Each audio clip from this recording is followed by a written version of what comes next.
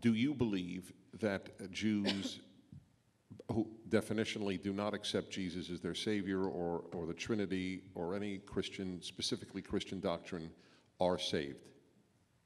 I believe the answer to that is yes, although I would have to explain, but I'll answer in short form, yes. Okay.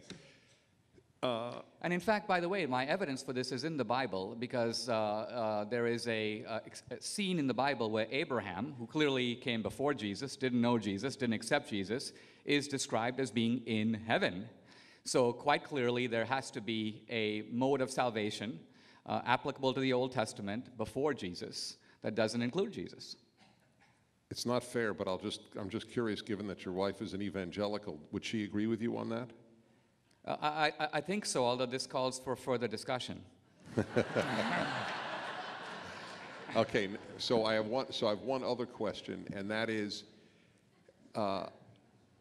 you will this evening, to the extent that time would allow, you would be making the argument for the God, specifically the God of Israel.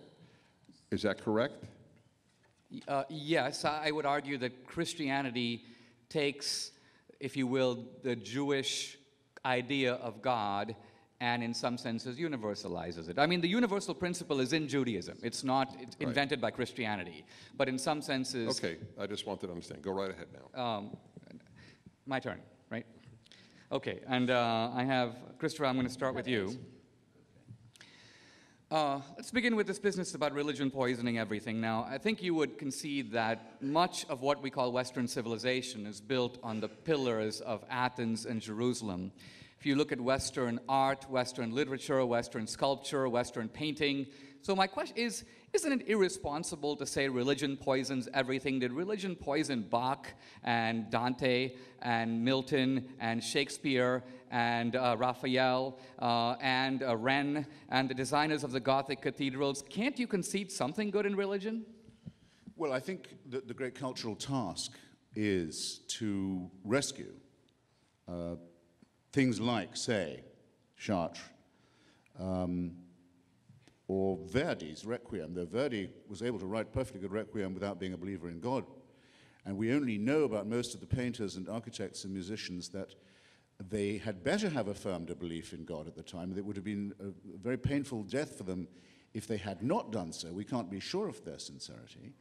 But just as I wrote a book about the Parthenon, for example, and think it should be regarded as a great temple of our civilization, and a great, as 5th century Athens was a great flourishing of it, but I don't agree with the cult of Pallas Athena.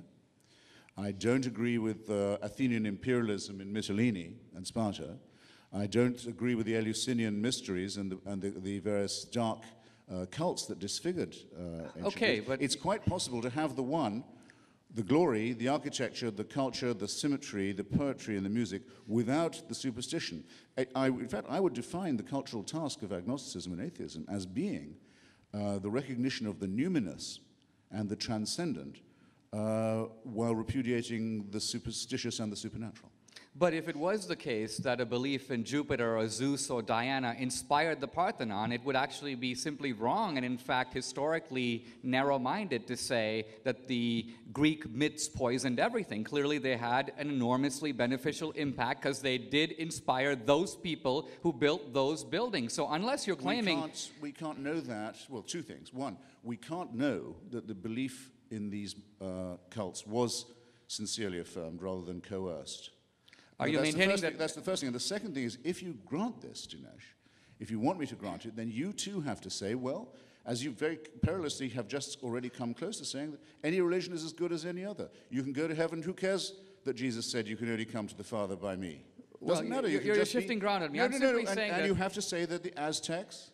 You're implying preposterous. You're implying preposterously... You have to say that the people who built the hideous temples based on human sacrifice everywhere from Cambodia to Mexico have just as good a claim to be the founders of our civilization. I'm sure you don't mean to make such an idiotic statement. Well, you implied a moment ago that all these great thinkers and artists must be closet atheists who did these things despite their religious beliefs No, I and not said, because no, of them. I said that we may That not, seems we may not historically speak, wrong. we may not speak for them. We may not say that we know what they thought. We'll let them speak for We themselves. may say for sure that they would not have dared to say differently.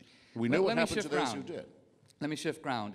One of the themes that you stressed in your opening statement earlier, and we see it consistently among other of the so-called new atheists, is this equation between Islamic extremism on the one hand and Christianity on the other. Now, in dealing with the Islamic extremism, we could cite 9/11, the Bali bombing, the London bombing, the Madrid bombing, the list goes on. Who today would you say... Let me finish my question. It's my time. It's my time. Who would you say today is the Christian bin Laden? Where's the Christian Al-Qaeda? Where's the Christian Hamas and Hezbollah? Where's the Christian country run today along the lines of Khomeini's Iran? Name them. But I don't have to. I've never made any such Will claim. you admit then that this analogy is specious and that in fact there are fundamental differences between Christianity and Islam that the new atheists have been exploiting to, in a sense, transfer the guilt of Islamic radicalism onto Christianity? If you had asked me in the 1930s which religious belief I thought was the most threatening to the survival of human society and civilization, I would have said Roman Catholicism because of its very intimate and deep and nasty relationship with fascism. At that stage, the greatest threat to humanity was not jihadism, but at present it is. Religions take their turn at bat.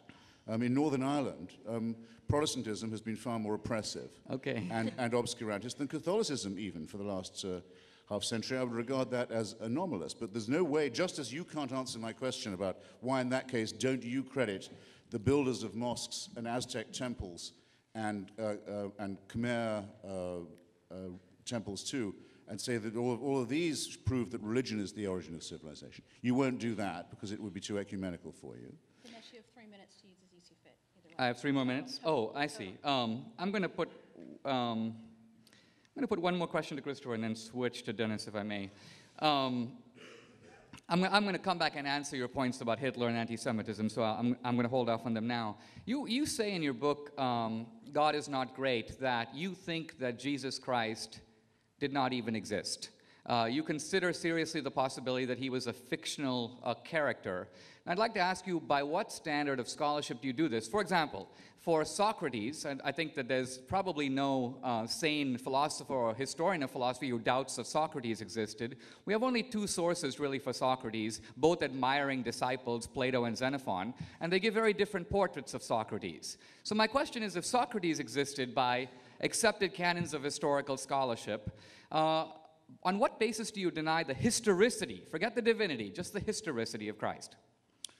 Well, you only had to turn another page to see that I say that there's no proof of the existence of Socrates either. Oh, I'm so sorry. Dinesh, what about Alexander the Great? Did he exist? You only have to turn another page to see my say in my discussion of Athenian philosophy that there's no proof of the existence of Socrates either. I make the point almost as you do. I say it's with the exception of 2 people who were admirers, we can't be certain that he existed at all. But it doesn't make any difference Christopher, because the Socratic, I can revere the Socratic method without having any need at all to deify or put on a pedestal, make superhuman the person who invented it. No, the point I'm making is... I'm sorry, you've just dug a pit, not the first time this evening, you've just dug a pit for yourself with your own hands. I was just making the point that the historicity of virtually every figure in the ancient world, from Alexander the Great, relies on fragmentary evidence, and so canons of historical scholarship generally accept reliability even when there's partial documentary evidence, if there are no reasons to believe the contrary. There's no evidence but You're hearsay. elevating the degree of skepticism in dealing with Christ that you would nowhere apply to any other figure. There is no evidence but the hearsay of fans. I want to switch to Dennis Prager and Jesus of Nazareth. Alexander the Great at least has coins with his face on them. I'm going to put one quick question. And name. One question to Dennis Prager, if I may. Written down by literate people. There's nothing of that for Jesus or Moses. Christopher, you are engaging in the filibuster. All right. No, answering the question, I think, otherwise you could have accused me of not doing so. There is no evidence of any kind for the existence of Moses or Jesus. None. Save this for the rebuttal. At all. Of the kind that there is for Alexander the Great. Not to know the difference. Well, let's just say this puts you wide outside the mainstream of the entire living historical community. But let me turn to Dennis Prager.